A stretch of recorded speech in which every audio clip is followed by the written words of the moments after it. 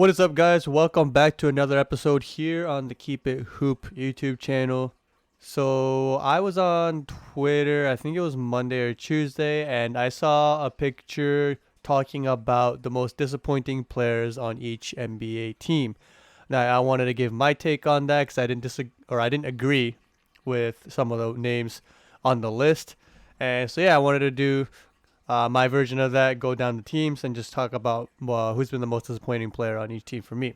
Before we get started, if you are watching this on YouTube, please like, subscribe, share, and comment. If you are listening to this on Spotify or Apple Podcasts, do check out our YouTube page. We have a lot of videos breaking down players and teams. We just did one on the Denver Nuggets yesterday, which I really enjoyed doing. So yeah, go check that out. And as always, follow our social media pages. It is keep_it_hoop on Instagram and Keep It Hoop blog on Twitter. So yeah, come follow us, talk about basketball. But with that out the way, let's get started. So the Atlanta Hawks. Now the crazy thing is, if you had asked me 2-3 weeks ago, when it was really still early in the season, I could have easily said Trae Young, which is crazy because I know he's the best player on the team, and statistically, it wasn't like his numbers were really bad, but I thought that he started the season kind of slow. His shooting numbers were a little bit up and down, and he still is averaging 4 turnovers a game, or I think over 4, and his defense is bad still, and I don't think that's ever going to change, but he's averaging, I think, 26 and 9. He's back to playing like himself. So I'm actually just going to go with Bogdanovic. Now, I know he's been injured for a lot of the time, and that is one of the disappointing things about it, but even when he was healthy, he just never seemed to fully gel with the team. He didn't look like he was fully comfortable, and I know when you're playing on a new team, it takes time, but he was someone that was brought in and a very big signing, and I know we had the whole thing where he was going to be the another big signing in Milwaukee, but yeah, he just didn't have the impact that I thought he would. And it isn't to say that when he comes back and plays and he's healthy that won't change. But to start the season, along with the injury, I thought that he's just struggled a bit. And as a reference, the picture I saw actually had Cam Reddish. And Cam Reddish I can agree with to a degree because I do think that he still hasn't lived up to expectations and he still has been an inconsistent commodity in the NBA. But I do see improvements, so I'm going to lay off of him there. But I can see an argument for Cam Reddish as well. If you look at, again, Bogdanovic being more so related to injury, that's fine. For Boston, they had Daniel Theis, and I actually think he's been really impressive for that team. He's a big part of that team, and even if the numbers aren't always great, he's one of those guys that just does the little things. I have Kemba Walker, and I know, again, that this is related to injuries, but after struggling for parts of last year, especially in the playoffs, we were led to believe that a lot of it was due to the knee injuries he had and just the constant pain and the stuff he was dealing with.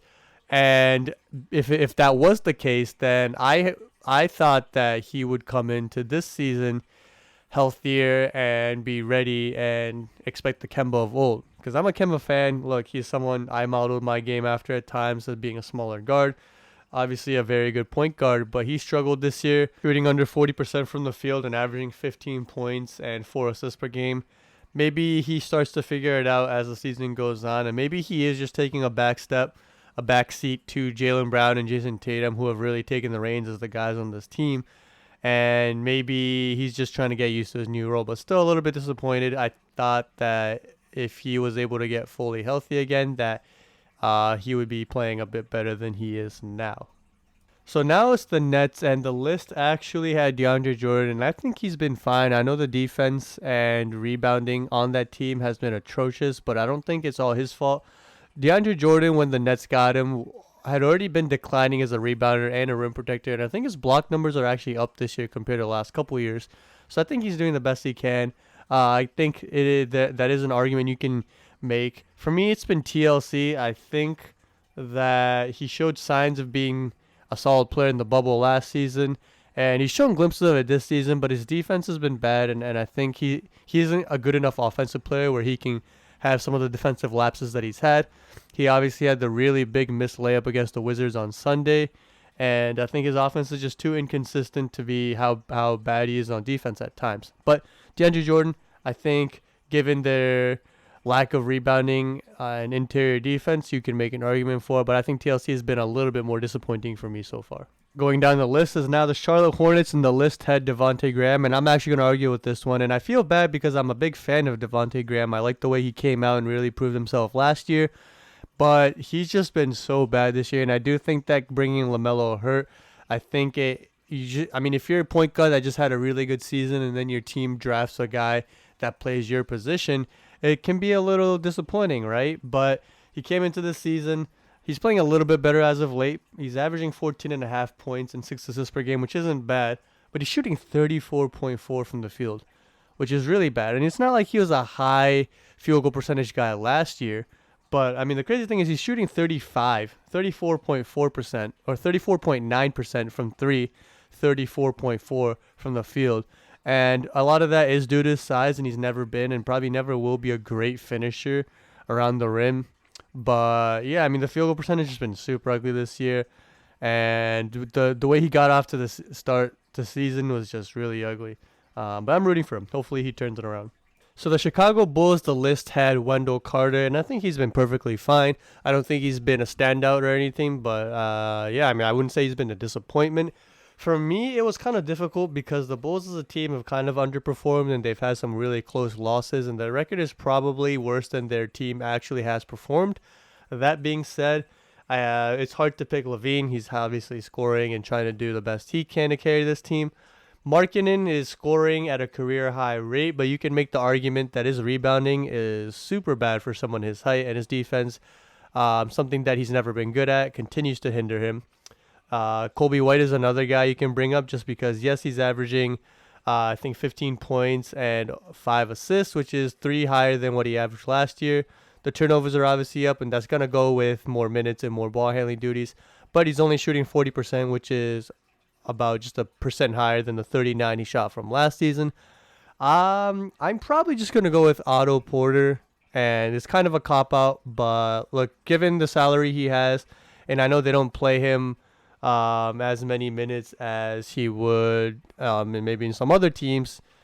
But yeah, I mean, I don't know. I just feel like he just doesn't do much for that team, and that money is kind of just put to a waste at this point.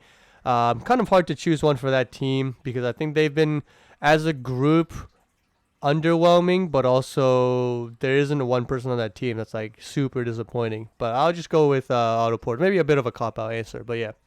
So the Cavaliers, the list had Isaac Okoro, and I think that's somewhat. I mean, look, he missed some time with injuries, but he is struggling a bit on offense, only averaging 8 points, 2 rebounds, 2 assists. Nobody really expected him to come in and be a big factor offensively. I think I'm okay with that pick. Some other names you could throw out there. Darius Garland, whose counting stats look perfectly fine at 16 points and 5 assists per game. He's shooting really high percentage, but his defense continues to be just god-awful and not at an NBA level. Just a revolving door, and which is crazy because Cleveland as a team has a pretty good defense in terms of just defensive rating. Yeah, but his defense is almost single-handedly a reason you could put him up there. And you could even put up a guy like, I mean, another guy that's been injured a lot, Kevin Love. It sucks that he hasn't been able to play. The first game he came back, he looked fine, but yeah, he's only played 2 games this year. Cedi Osman, who's another guy that, look, his counting stats look fine for the most part, and he started less games this year, but his shooting percentage has been atrocious. I think under 40%. I think 38 this season. And he's just been super inconsistent shooting from the field. So my votes would probably go to any one of those 3 guys, really. You can go with Okoro, which I think is a little bit unfair because he's a rookie and wasn't, he was more of a defensive guy to begin with. But you can still convince me, whatever, he's a lottery pick, maybe he should be doing more. But Cedi and Garland, I think for their own reasons, could be a reason to pick them for most disappointing on the team as well. So for the Mavericks, it had Dwight Powell, and I'm not really sure why he is the most disappointing player on this team. For me, I would probably have Josh Richardson. He was brought in the trade with Seth Curry, and he was supposed to help their defense, which still isn't that great. It's gotten better, I think, but one of the appeals of bringing Josh Richardson in was that he'd be able to help their defense while and they'd miss Seth Curry shooting. Whenever you trade a guy like Seth Curry, you're gonna miss his shooting because he's a top 10 shooter in the league. But that Josh Richardson would still give them enough shooting where it wasn't gonna hinder them too much. Now the whole Mavs team has been pretty atrocious at shooting this year, besides Tim Hardaway and Maxi Kleber and even Trey Burke, Jalen Brunson. But I mean, Luka himself is shooting 29 from three, and he's taking some really bad shots this year. But obviously, I'm not going to put him as the most disappointing player on the team, although I do think that there are some things, and we are starting to see some trends in his game that are a little bit concerning. Not big concerns, but just, all the whining, and I do think that he takes some really bad shots, mainly the fadeaway three, which is a big reason for his low three-point shooting percentage this year. But Josh Richardson, shooting, I think, 27% from three and 41% from the field. I get he was never supposed to be a huge offensive weapon for this team, but as a guy that's, he's only there to make the open ones, and I get he wasn't great at that in Philadelphia either. He's a guy that I think needs the ball in his hands at times, but still, I think 29% is just really disappointing, and he's a guy that I know Dallas counted on to provide some offense. And to his credit, the last couple games, he's been playing better. But if the Mavs are going to make the leap to the team that everyone thought or wanted them to make, Josh Richardson is going to have to play better, along with guys like Luka and KP as well. But Josh Richardson definitely has been disappointing. For the Nuggets, the list has Jamal Murray, and I'll agree with that. And it's weird because he's averaging 19 points per game, 18.9, which is his career high. And 0.4 higher than the 18.5 he averaged last year, and 0.7 higher than the 18.2 he averaged 2 years ago. But that's now 2 years where he's increased his points per game by maybe like 0.5. And the assist numbers have stayed the same, and they're actually declining this year. Rebounds are a little bit down. Turnovers are about the same, and he's not like he's a great defensive player. He's obviously, I think, gotten better at that end, but not by a huge amount. Now, the disappointing thing about it is, right, again, the stats are fine if you look at them in a vacuum of year to year, but the improvement just isn't what I wanted. And we saw how good he can be in the playoffs, and he really just dominated that Utah series and even parts of the Clippers series, and just the two-man game with Jokic was so unstoppable. And he doesn't look fully healthy this year, so I'll give him that. But even then, I just think that Jamal Murray was someone that always hadn't taken that next step, and a step that I wanted him to take into stardom. He's been a good player for the last couple years, as I've said, but I thought this was a year where we could finally see that jump after the playoff performance he had. I thought he figured it out. I thought mentally he had that confidence, and he's always had that confidence, but I thought he just had everything clicking to make that leap. He hasn't yet. Maybe it's the injuries. Maybe it's Jokic just playing at an all-time level. Who knows? But yeah, Jamal Murray's been a little bit disappointing for me this year. For the Pistons, it has to be Blake Griffin, and I hate saying this because I like Blake. I think he's a great guy. It's funny. I like the way he used to play. But speaking of the way he used to play, he just doesn't play anything like it. He plays below the rim, and he's averaging 12 points and 5 rebounds a game on 37% shooting, and he's only taking 11 shots a game. And the sad thing is, it's not fully his fault because the injuries that he's gone through have just decimated him.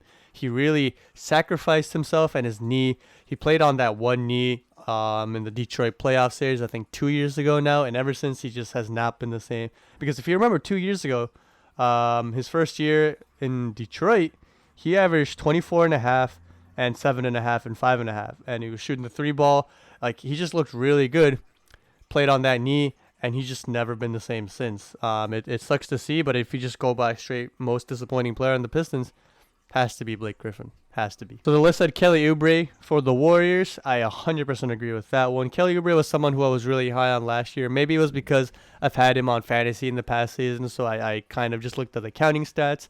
But I do, I thought that he just made great improvements in his game the last few years. But I mean, if you look at, because he averaged 19 and 6 as a Sun last year. And this year he is averaging 12 and 5, but the shooting percentage have been really bad. He's shooting 23 from 3. And he missed, I think, something like his first 24 or something on the season, and it was just really bad. And look, his defense is still solid. He's still athletic and gives them a little bit of a slasher. But I mean, like the Warriors have actually played better as of late. But when they started the season, the shots they were getting were actually fine. They were just missing a lot of threes, and I think they ended up. I mean, some of the games they lost by like 20 and 30. But some of the games that were winnable, they lost because guys like Wiggins, who's been playing really well, actually. So I'll take back my criticism of Wiggins, actually. I have to point that out. I was really skeptical, and I had a lot of criticism of Andrew Wiggins, but he's been playing really well as of late. So I have to give him props there. But yeah, Wiggins just been playing really bad. And, I do think he's been playing better as of late, but his shooting percentages, man, that three-point shooting percentage, especially after being a solid three-point shooter the last couple years, very, very disappointing to see if you're a Warriors fan. And I know that there are some trade rumors involved. We talked about that as well. But if he gets traded for Lonzo or JJ Redick, I would not mind at all. I think that'd be a good trade for the Warriors. So for the Houston Rockets, the list had Daniel House, and I do think he's a guy worth talking about. I actually have 3 players I want to nominate for this. And the first off, I'm going to start off with DeMarcus Cousins because I think he's an outlier, and I don't think it's his fault. His numbers have actually been solid this year. He's gotten a couple starts, and I think right now he is averaging right around, let's see, so he's averaging 9, 7, 2.5, and almost a block a game, and he's given them solid minutes. Why I say he's an outlier is because I think, like I said, it's not his fault. I just wish he'd get more minutes, and I know it's hard to find minutes. They like Christian Wood, who plays a lot, and then they like to go smaller in some lineups. But I do wish he got more minutes. So disappointing is a bit of a harsher word. I just feel like I'm disappointed about his situation, not disappointed in him. But if I'm going just by most disappointing player on the team, I think Daniel House is a good person to look at. I thought was someone that, regardless of if it was Harden or just the new pieces, like Oladipo they brought in, that he'd get some more opportunities. And he struggled from the field this year. He's shooting, I think, 39%. Even lower actually, 36.7 from the field, 30% from 3. So he struggled a bit. And another guy I think you can look at is Ben McLemore. He's also only shooting 39 from the field, shooting 40 from the 3, which is good, but 2-pointers not going well. Still not a great defender, and just not. I thought he's someone who, especially after the Harden trade, might get more opportunities, but he struggled. But I like what the rest of the Rockets team is doing. I think Oladipo struggled from the field a little bit. But that being said, I mean, that team, one of the better defensive teams since Harden's left. And I think they're just happier and finally ready to, play better basketball, make some moves, and hoping for the best for that team. The Pacers had Aaron Holiday, and that's another one I'm going to agree with. He's in 20 minutes per game. He's only averaging 7 points and 2 assists per game, and he's shooting 35.6% from the field. He's shown glimpses of being a very capable player in the past, so I expected more from him, especially as this team tries to turn itself into a dark horse contender. They got Sabonis and Malcolm Brogdon and Miles Turner all playing really well. But yeah, I mean, I think a little disappointed in the way Aaron Holiday has been playing this year. Now, in a span of really just a year, Lou Williams has gone from a dominant sixth man to a guy who is averaging 9 points, I think, on 39% shooting, and he just gives them nothing this year. And I think they have kind of changed the way they play a bit this year, and I do like the addition of Batum, who's really bounced back from having a really bad time in Charlotte. He looks really good. I do like the additions of Serge Ibaka too. But yeah, I mean, Lou Williams, who's never been a good defender, a liability on defense at times. If he's not scoring, I mean, there's times where you can't have him on the floor, and a huge disappointment for the Clippers this season. So the list has THT for the Lakers. I'm actually going with Kyle Kuzma, who for the second straight year is taking less shots per game and is averaging less points per game. He's at 9.9 right now, and after getting that contract, the fact that he's not averaging double-digit points, he has more turnovers than assists. Still not a great defender. His percentages are fine. He's shooting 38 from the 3, 44 from the field, but 66 from the free throw line, which he doesn't really ever really get to anyways.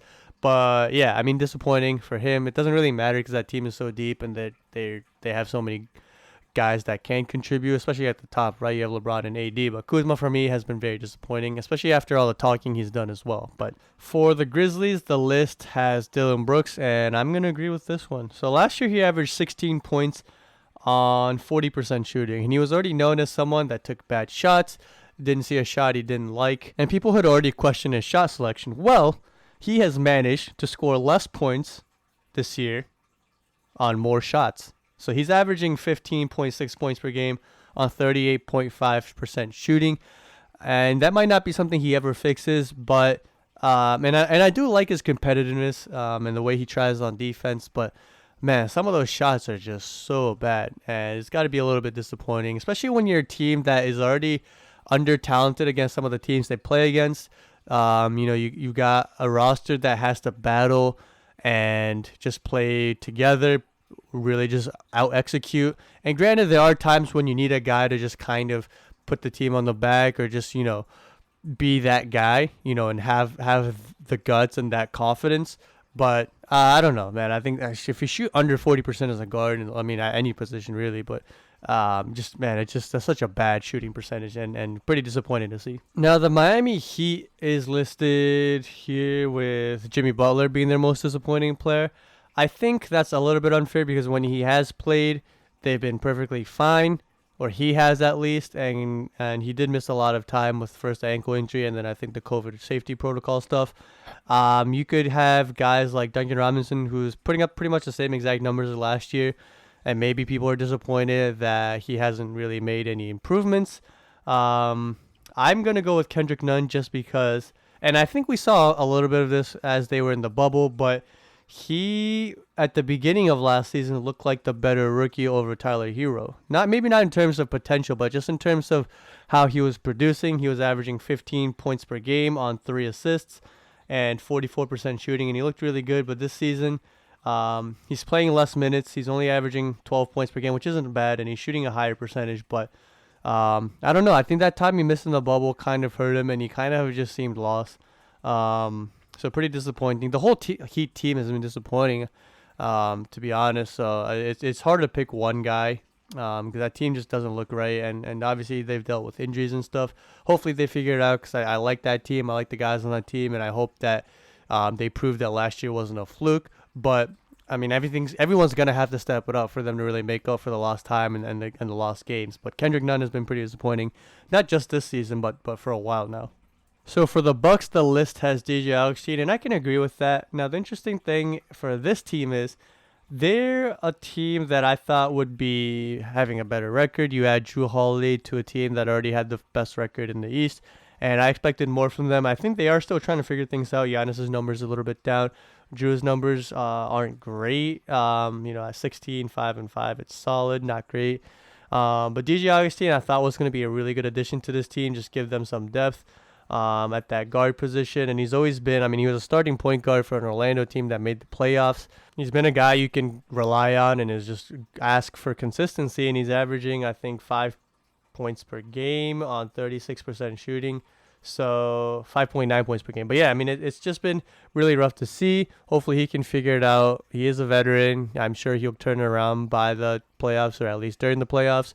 But pretty disappointing because I did expect him to have better numbers and just a bigger impact on the team. So it is Anthony Edwards for the Minnesota Timberwolves on the list, and it is the same for me as well. Now, rookies often struggle with field goal percentage, but Anthony Edwards has been both bad on defense and on offense. Now, he is averaging 13.6 points per game, but he's also shooting 37.6% from the field. And D'Lo is another guy I thought about just because I thought he just looked really bad at times, especially to start the season. I get that you're a point guard and you have to learn a new system and you're coming in here, and he said that it was difficult for him because they kept switching up between having him on the ball and off the ball, and I think they were trying to integrate him with Ricky Rubio.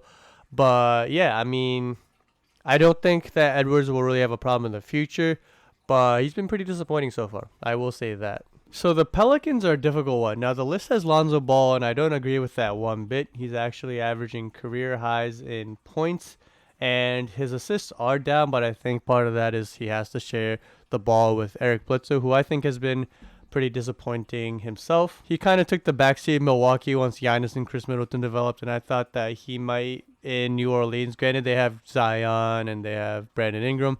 Might be able to rejuvenate his career, but now he's not having an awful season. He's averaging 14, 3.5 and 3.5 on 40-something shooting, so it's not awful. But I'm going to go with JJ Redick, and I know he is, again, floating around in trade rumors. He doesn't start anymore, and it just looks like he's lost his rhythm. He's shooting a really bad percentage, which is rare for him. He's averaging 8 points on 34% shooting from the field and 30% from the three, and he just needs a new start. I think his time there is over, and I think it's a situation where him leaving the Pelicans will be good for both him and the Pelicans, and also whatever team gets him, because I do think it's not like he forgot how to shoot, but he's always been someone who started for the majority of his career, and he's a guy that is really based off of routines. Like, I don't know if you remember, but he was known for having a really, really hard workout or warm up before the first and third quarters, because that's how he was a rhythm player. And whether it was the Clippers or the Pelicans when he first got here, he used to get a lot of shots in those quarters. And I'm sure it changes a lot when you're doing that for 5, 6, 7, 8 years, and then all of a sudden you're coming off the bench and your team's still focusing around other guys. So I do think that he still has something left in the tank, and I really, really, really hope that he ends up with the Warriors or Sixers. So for my New York Knicks, the one and only, who has been the most disappointing player so far this season? This is an easy one, and it was only easy because most of the team has overperformed. Julius Randle's having an all-star season, and by far his best season. And the team as a whole just looks good. I like the way that Tibbs has them playing defense. I think they give up the second least points per game. Top 3, top 5 in defensive efficiency, defensive rating for most of the season. They just battle, man. They really do. They share the ball, and even though their offense isn't always pretty, I just like the way they play. But it has to be Obi Toppin. And it sucked for him because he missed the first 2-3 weeks of the season with an injury. And if you're a rookie, you need as many reps and minutes as you can get, whether it's practice or in-game. And him missing a lot of that time at the beginning of the season really hurt him. And it's been Emmanuel Quickley, the other rookie that the Knicks took in the first round, that's been, making the headlines and has proven to be a really good commodity for the Knicks. And Obi's just averaging 4 points per game in 12 minutes. His defense, which is something that we knew was going to be a work in progress, still hurts him at times. And his offense just hasn't been able to catch up. I think he is getting used to playing off the ball and just having plays not run for him, and then just trying to get points where he can. Obviously, when he was at Dayton, he was the guy, and the offense was focused around him. And he's kind of getting used to not only that, but just the speed of the game. I'm sure he'll be fine in the long run, but he has been disappointing from the standpoint of, okay, he was taken in the first round, a lottery pick. Some of the injuries sucked, and he just hasn't really been able to do much on the court. So the list on the Thunder had Pokusevski, and I guess you can go with him. He's playing not an insane amount of minutes, but 17 minutes per game, and he's shooting 24.7%. Obviously, not what you want to see. A really raw talent, a rookie who we knew would take some time to develop. He's still, not only his game, but his body frame too. So it's not the most surprising, but still, again, not shooting the ball well, and been pretty disappointing for the Thunder in that regard. Now, Orlando didn't have that many people who were disappointing for me, and a lot of it is because they've been riddled with injuries, and a lot of guys in turn have had to play roles that they're not used to, or have had to do more than they're usually asked to, and have in result overperformed. For me, though, it is Mo Bamba, and a lot of it, again, is not his fault. I don't know if he's just not playing well in practice or the coaches just don't trust him, but he's only averaging 6 minutes per game, and he was highly hyped coming out of college. I know he dealt with some injuries his rookie year, but he just has not panned out for whatever reason. And the crazy thing is, I know it's limited minutes and 4.4 or 5.9 minutes per game. He's averaging 4 points per game and a PER of 26, which is ironically the highest on the team. But yeah, it's been disappointing to see him not pan out. I wish he'd play more so we could get a better look at kind of what he's capable of doing. But if he's not playing, it must mean that the coaches don't trust him or they don't believe in him. So yeah, that's been really disappointing that they haven't gotten any production from him or been able to develop him. For the Sixers, they have Ben Simmons for some reason, which I don't really understand. I guess the only reason that you can have is that he's averaging a career low in points per game at 13.4, but he's shooting 53% from the field and he still doesn't take a lot of threes, almost none. But Doc Rivers seems to be fine with that. He's shooting a career high from the free throw line. He's still an elite defender. He's averaging almost 2 steals a game. He's averaging 8 assists and 8 rebounds to go along with the 13, and he's been perfectly fine for that team. You're not looking at him as, I won't say that you're not looking at him as a scorer, because I do think that I said this in the other video, I think this week, but I think when he is looking to be aggressive and when he is a scorer, then that team is elite. And not just very, very good, but elite. Really hard to stop when he's looking for a shot. So I think you do want him to look for a shot. But I don't think you're going to expect it really at this point in his career. Like, it's just not something he's comfortable doing all the time. So I'm not expecting it. Again, if he's to do it, then I'm ecstatic. Like, I love when he does that. But I think the most disappointing player on the team has to be Matisse Thybulle. He had a really solid rookie season. He only averaged 4.7 points per game, but he averaged 1.4 steals.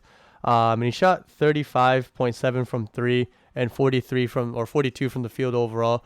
Looked like a guy that was already elite defensively and then could give you some shooting off the ball. But he's averaging less points at 3.2 points, which is part of it because he's playing 3 minutes a game, or 3 minutes less per game. But he's shooting 24% from 3 and 34 from the field. When you're a young player and a rotational or like a bench player and your minutes decrease, it can be hard to find your spots and keep that rhythm and confidence. I don't know what it is going on with him and his shot, but it does, because I'm a Matisse Thybulle fan. I liked his videos that he did in the bubble, and that's how I really got to know him. But I liked his game. I liked how much he hustled and how hard he played on the defensive end. I hope he figures it out and gets back into rhythm. It is a little bit difficult, though, because they do have a lot of, or at least more guards than they've had in the past, more wings that can kind of do what he does, right? Like Danny Green is the veteran guy that does a little bit of what he does.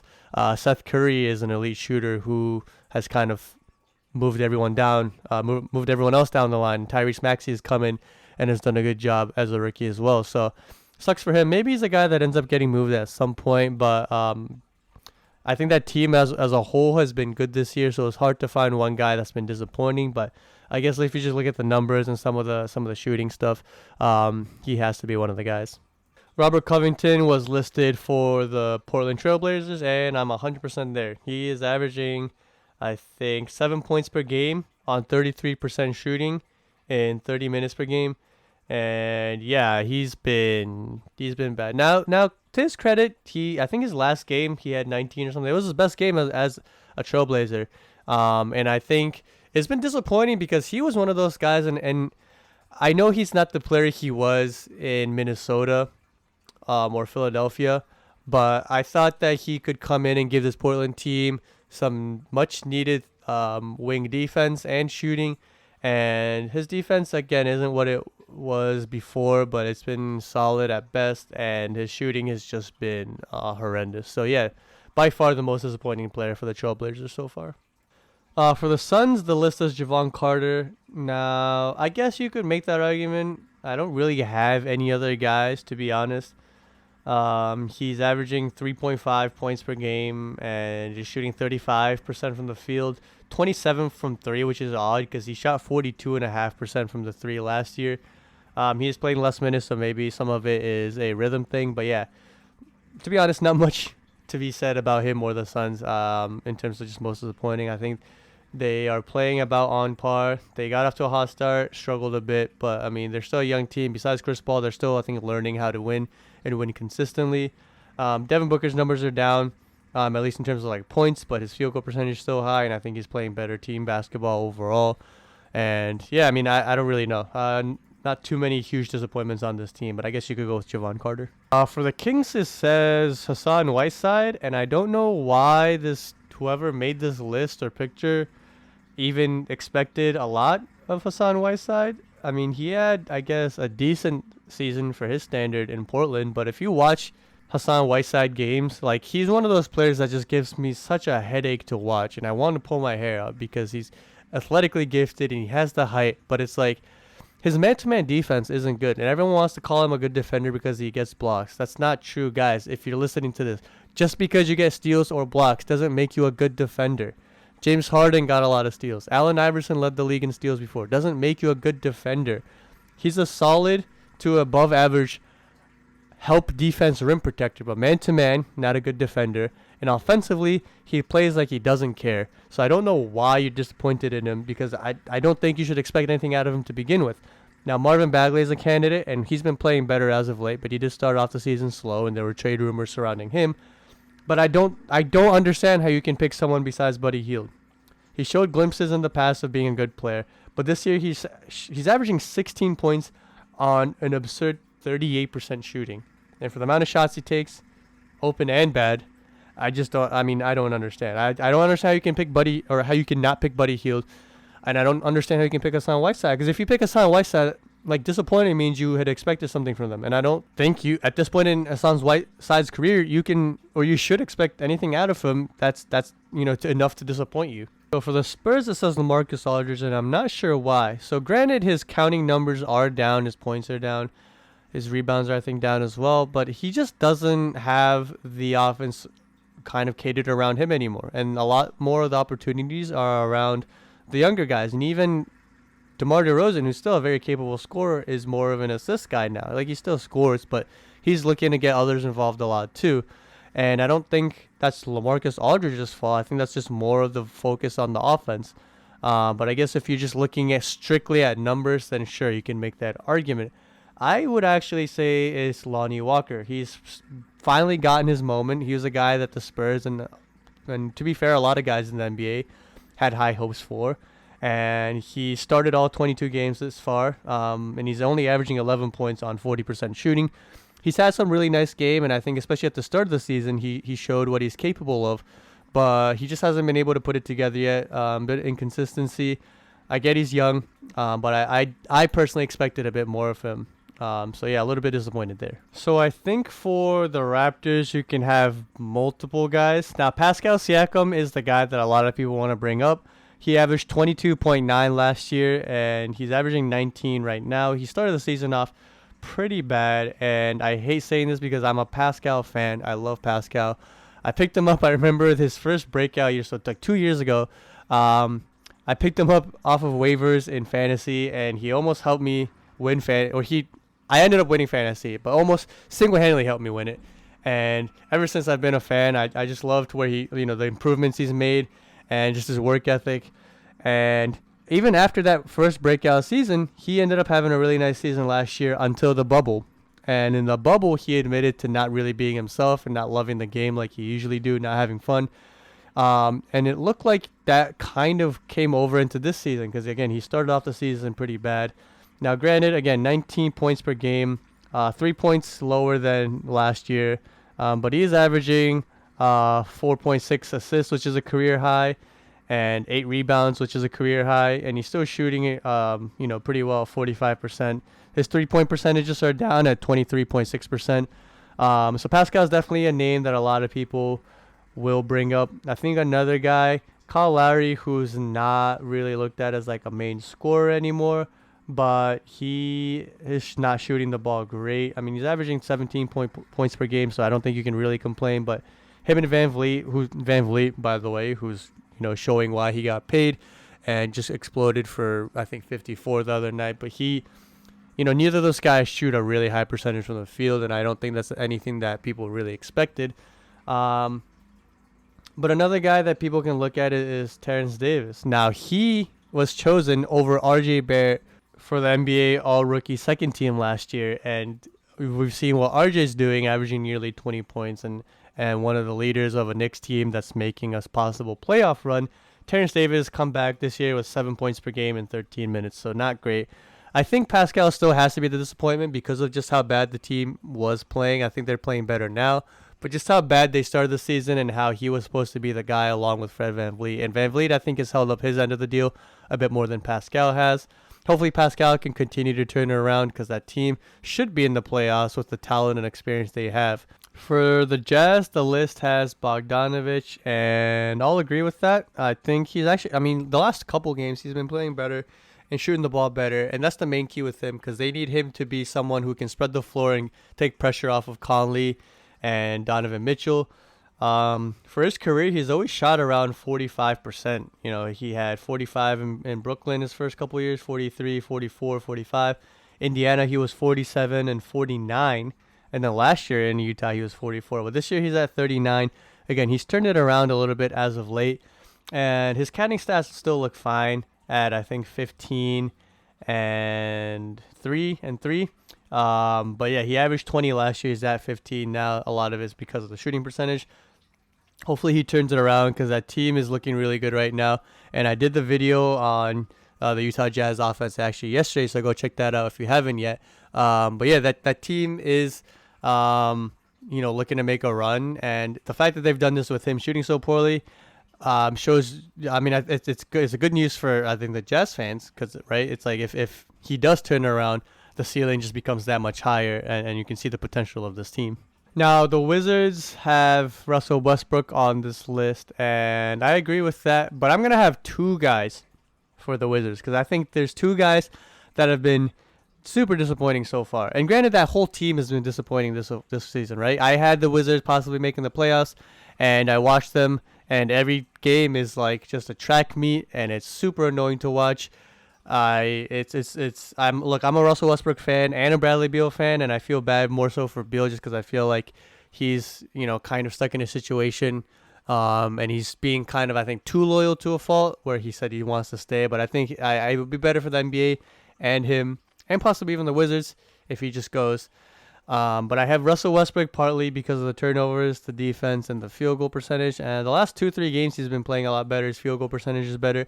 He said to start the season, he felt like he was playing on one leg because he had a pretty bad quad injury. Said he feels better now and he looks better, so maybe he's turning it around.